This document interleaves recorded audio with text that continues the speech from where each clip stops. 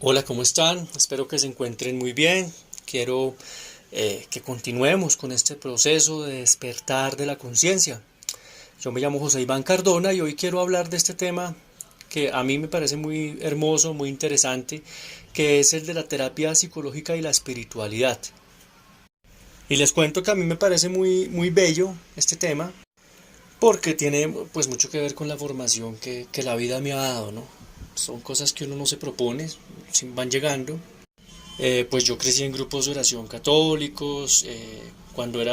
Tenía mis 18, 19 años, empecé a ser misionero. Pasé un año en un proceso de discernimiento vocacional para discernir precisamente si lo mío era ser sacerdote con los jesuitas. Fue una experiencia muy bella.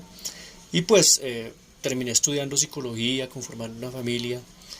Y todo esto, como les decía, ha sido un proceso de formación que probablemente no fue elegido conscientemente, la vida misma me fue llevando y me fue preparando.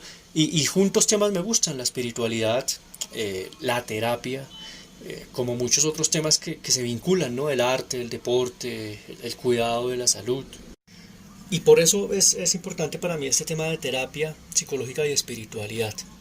Bien, hay un primer vínculo entre terapia psicológica y espiritualidad y es el tema de la respiración. Tanto en espiritualidad como en psicología la respiración es muy importante, ¿no? La oxigenación, eh, primero por temas fisiológicos de vida y segundo por temas de relajación, de estar aquí y ahora, de hacer presencia. En espiritualidad la respiración es presencia de Dios, ¿no? Se dicen muchos mitos de la creación, no solamente cristianos, sino muchos mitos que Dios nos da vida a través del aliento, a través de un soplo. El famoso rúa, ¿no? El famoso soplo de vida. Y esa respiración, de alguna manera, es como el alma, ¿no? El espíritu, que los antiguos relacionaban con eso que es esa posibilidad de trascender. Y durante mucho tiempo, pues esto ha sido estudiado por religiones, por espiritualidad, por filósofos.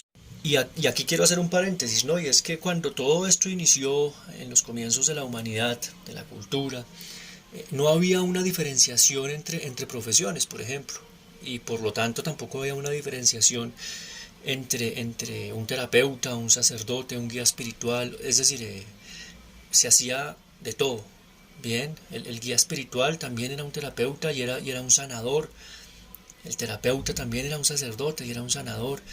Y en esa época pues no había ningún inconveniente, o sea, no había problema, no había ninguna situación que generara conflicto de que esto se hiciera así. Bueno, hoy en día genera mucho conflicto para muchas personas, ¿no? Para muchos sacerdotes, muchos religiosos, ser un intelectual, ser filósofo, ser psicólogo es casi que ser diabólico, ¿no? Satánico, malvado. Y al contrario, para muchos científicos, muchos terapeutas, muchos filósofos, muchos hombres de ciencia, tener una creencia en algo trascendente es ser un irracional, un mítico mágico, una persona con taras cognitivas.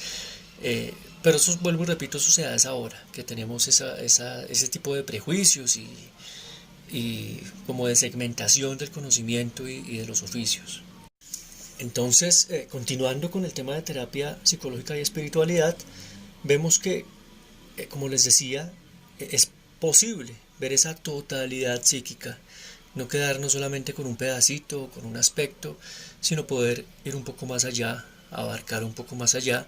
Nos requiere un poco más de formación, de autoformación, de lectura, de investigación, de compromiso, pero también es mucho más bello, ¿no? Poder tratar de ver esa totalidad psíquica. Muchas personas hoy en día han vuelto a tradiciones antiguas, ancestrales, a cosas un poco más arcaicas, porque allí encuentran precisamente esa totalidad, ¿sí? Del ser.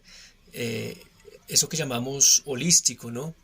A veces la especialización y la subespecialización es un avance también, pero también exagerado puede generar cierta miopía y cierta incapacidad ante muchas personas que dicen, no, yo soy especializado es en el dedito gordo del pie izquierdo y no me hablen de nada más, ¿sí? No quiero saber de nada más. Esto trae también inconvenientes, ¿no? Como siempre, yo soy partidario de los puntos intermedios del equilibrio, ni una subespecialización exagerada, ni un totalitarismo, pues una generalidad que no nos permita profundizar nada, ¿no? Es un equilibrio. Y vuelve a aparecer por acá este psicólogo importante en la historia de la psicología que es Carl Jung, que él habla de uno mismo, ¿no? Uno mismo como esa posibilidad del ser que está entre lo psicológico, lo humano, lo biológico y lo espiritual. En muchas tradiciones como el taoísmo, como el sufismo, como bueno, la misma terapia gestal, se habla de cosas como el vacío fértil, ¿no?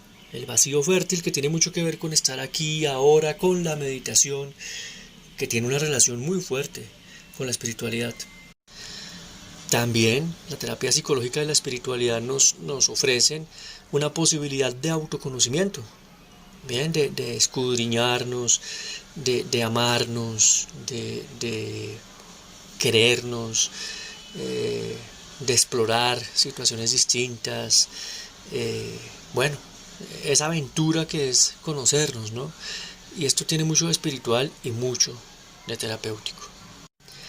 Y desde este punto de vista, el terapeuta no es solamente alguien que da una receta, que se dedica a hacer un chequeo de 15 minutos y chao, sino que realmente sirve, cuida, bien, que es la etimología, de hecho, cuando digo etimología es el origen de la palabra terapia, ¿no? En griego, es servir, cuidar, y esto tiene mucho que ver con el trabajo espiritual.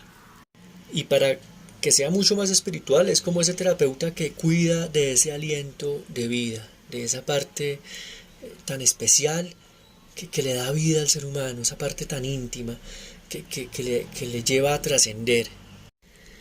Y bueno, pues vemos cómo en esos primeros siglos después de Cristo, esos terapeutas de Alejandría que eran judíos, terapeutas, pues veían mucho esa parte holística e integral del ser humano.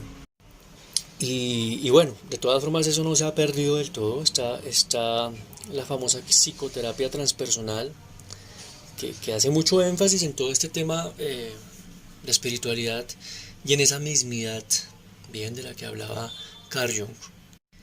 Y es que de hecho ese aliento que comparte el terapeuta con su paciente, con su cliente, es la posibilidad de crear, pero también de encontrarse con lo no creado en nosotros y en el otro.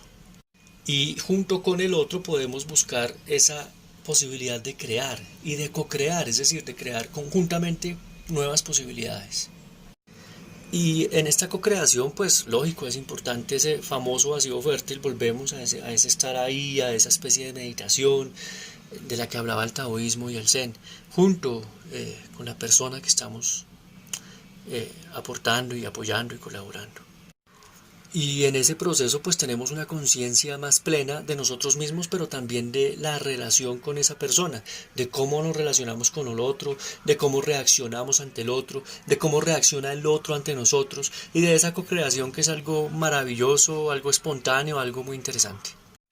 Y aquí es muy interesante ver pues algunas cosas, algunas similitudes que tiene la psicoterapia con la religión.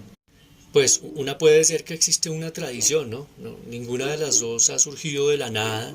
Todas juntas tienen una historia, una tradición, un estudio, escuelas. Ambas tienen una práctica regular. Es decir, tanto el guía espiritual como el sacerdote como el terapeuta tienen una práctica regular y a las personas que acuden a ellos pues se les motiva a tener una práctica regular para la trascendencia, para el bienestar, para estar bien. Juntas, tanto la psicoterapia como la espiritualidad tienen una aplicación en lo cotidiano. Bien, no se queda solamente en algo teórico, en algo abstracto, sino... Entonces, pues como lo veníamos hablando, tanto la religión como la psicoterapia pues se usan en el diario vivir. Ambas también tienen como algo similar, que tienen un personaje externo que funciona de acompañante, de guía en el proceso personal, ¿no?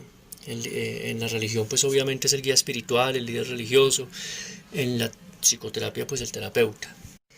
Y tanto en psicoterapia como en espiritualidad, en religión, está el deseo personal de transformación, ¿no? La persona que acude a estos procesos tiene un deseo personal de transformación, identifica que hay algo que está mal, que no está haciendo bien, y quiere encontrar una transformación. Creo que tanto la psicoterapia como la espiritualidad podrían buscar algo en común, y es que a podernos aceptar como somos, bien, aceptarnos a nosotros mismos, amarnos y ser muy conscientes de que somos portadores de esa capacidad de crear, de co-crear, de hacer cosas maravillosas, de aportarle algo al mundo y de construir nuestra vida. Para la psicoterapia es muy importante que la persona realmente se acepte y pueda vivir pues siendo ella misma. En la psicoterapia pues también es muy importante la parte biológica, la parte fisiológica. Esta parte pues nunca se negará por un terapeuta, por un psicólogo con buena formación. Aquí está lógicamente todo lo neurológico, lo bioquímico, las bases del comportamiento, de la conducta y lógicamente pues lo que tiene que ver con el contexto, ¿no? Lo antropológico, lo sociológico, lo cultural. Y bueno, esto era algo de lo que les quería compartir en esta partecita del despertar de la conciencia.